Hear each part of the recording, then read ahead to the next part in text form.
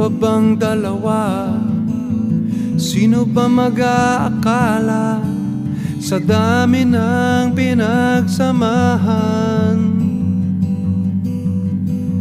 Naubos na nga ba ang kwento?